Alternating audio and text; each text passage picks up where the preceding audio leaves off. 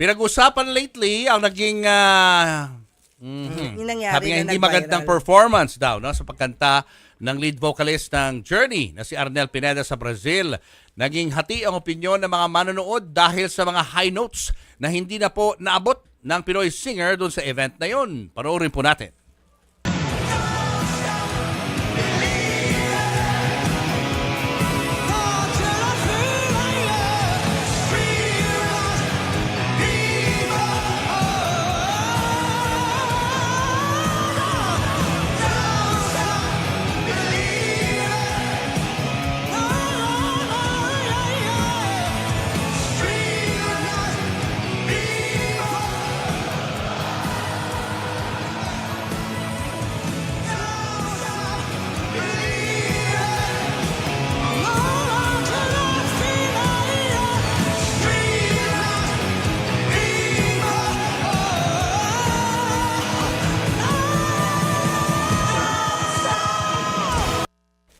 Naku, Ayan, ako, no? Medyo Wow. di nga maganda. baka maraming factors kasi. Baka napagod masyado yung katawan, wala siya sa kondisyon, di ba? Pero syempre, as singers, ang makakaintindi talaga niyan, yung mga kapwa singers din, na alam yung training o yung nangyayari sa vocal cords kapag ganyan. Pero paano nga ba ito nangyayari? Bakit nangyayari?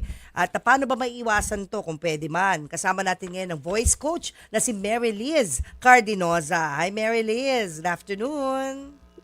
Hi! Magandang hapon sa lahat ng mga nanonood ng 1PH Julius and Tintin para sa pamilyang Pilipino. Yes. Yes, Arnel Pineda, Sir Arnel Pineda, nako. Oo. You know, 17 years halos na nakasama niya ang journey at hindi talaga natin may tatanggi na sobrang galing ni Mr. Arnel Pineda. And then, yung show na yon, no, sa Brazil, he nailed it naman talaga. Ang galing. Kaya lang kasi, yun nga yung sinabi ni Ma'am Tin kanina, na physical reason. We have to consider also na yung katawan din natin, tao din tayo, napapagod. Ano? So, naturally, malaking effect din po yan. Lalo na, maraming tao, at the same time, yung performance natin, we have to make it a point all throughout yung energy natin, mula umpisa hanggang matapos. Mabuti kung ilang song lang yan, napakadami ng songs eh. So, naturally talagang you will feel na sa isip natin, kala natin, kaya pa rin natin. Pero actually, tiring din. No? So, nagkakaroon ng ganung problema. At the same time, we have to consider also kasi yung time zone no, ng Pilipinas, yung oras natin sa oras nila na nakasanayan natin, naka-affect na din yan. Actually, isa rin yan sa dilemma natin. But ang galing talaga ni Sir Arnel kasi very, very professional at ang galing ng performance namin. Anong factors doon, Mary Liz? Ano nagko-contribute? Ano ba? Bakit nagkakaganoon ng boses ng isang mga awit na katulad niya? Gaya ng sabi ko kanina, Sir Romeo, Sir Julius, no, yung physical reason. Pag napagod talaga tayo, syempre yung vocal cords natin din, pag napagod, talagang may mga instances talaga na hindi natin na hit yung mga high notes, bumibigay din minsan. Pero actually, ang kailangan lang naman natin pag ganyan is konting pahinga. But babalik din yan in the long run. Babalik din po yan. Sa age ba, factor ba yan? Na kapag nagkakaedad ang isang singer, kung siya'y bata-bata pa, ay matataas yung kanyang nota na naaabot. Pero once na nagkakaedad na, medyo bumababa yung boses?